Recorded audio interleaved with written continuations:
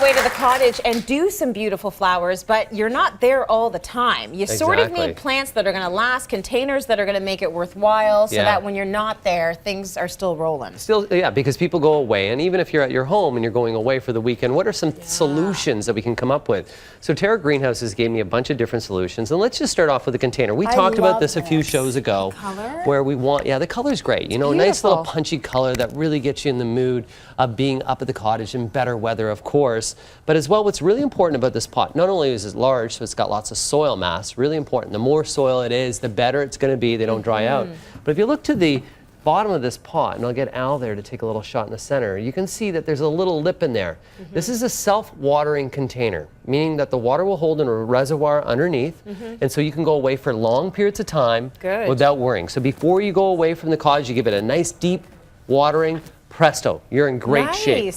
Now, see, that's a relief. As well, the soil, and you can see the soil's right there, so we'll show you what the soil looks like out of the bag, but this is the bag right there. This is Miracle Grow potting mix, but it's moisture controlled. Okay. So if you want to just touch that soil, feel that soil, play with that soil, Tracy. Okay, but what about my manicure? Look at how nice, well, wait, pause. Yeah. Look, you never made soil look so good. Right? Isn't that beautiful? Right there, beautiful. Look at that. But that's a moisture controlled soil. So what that has is the ability to absorb moisture, dry out for lengthier periods of time, so it's a little bit more forgiving. So it's going to prevent overwatering, and it's going to prevent underwatering. Super, super, super important. So the right soil. So what is that soil called then? It's a potting soil, and it's called the moisture control potting soil. Okay. There is a little bit of fertilizer that they'll put in that soil, but at the same time, if you use a slow release fertilizer, like a shake and feed, what that's going to do is gradually release during the summer season. So at planting time, you put this in the soil at the same time, you don't have to fertilize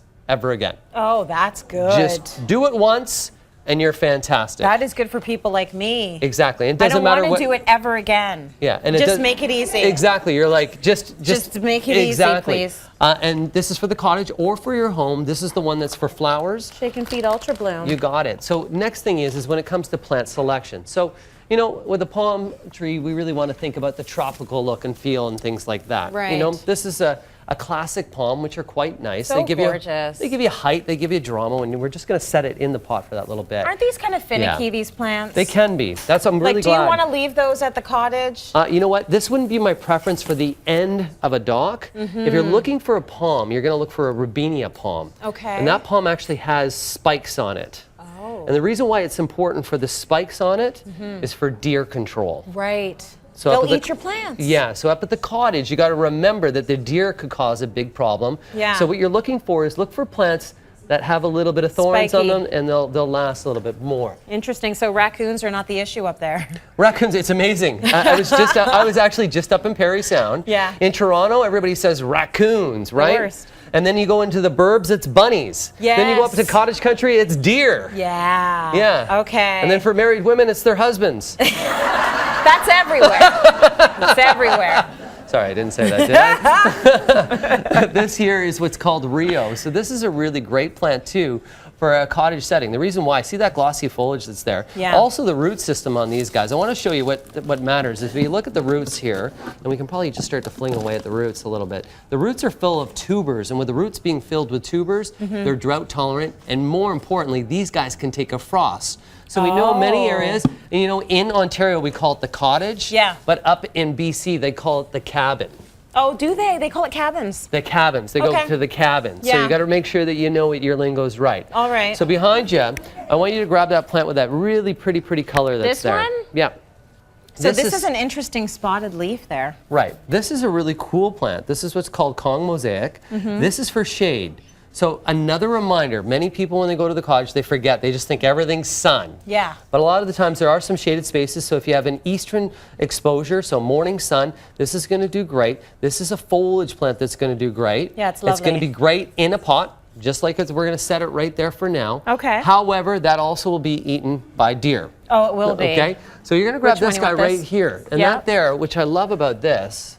What's this one called? This is called Purslane. Okay. Okay, it's a drought-tolerant succulent plant, and you'll see how right now it's not blooming at this current time. It's daylight sensitive.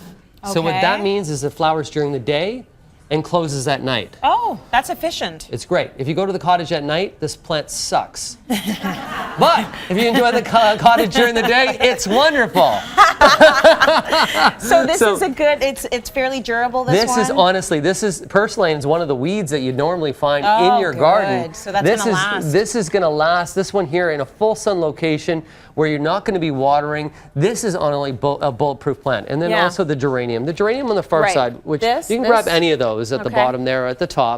You know, geraniums are a drought-tolerant plant that the only requirement they need is every time, I'm just going to put the portulaca back there, every time that you come back to the cottage, as long as you're removing these spent flowers that are here, you're just deadheading those spent flowers, what you're going to have is you're going to have more buds, more bloom, and a bigger, healthier plant. Geraniums, even though many times they're called grandma's favorite, the reason why they're grandma's favorite is they last. They last, and grandma knows a thing or two. Thank you very much. She does. She knows what's going on. You know what? The good old geranium, never ever fear. It's always here. Well, listen to that. Grandma knows. To get your planting season started, you're all taking home a beautiful potted geranium from Terra Greenhouses.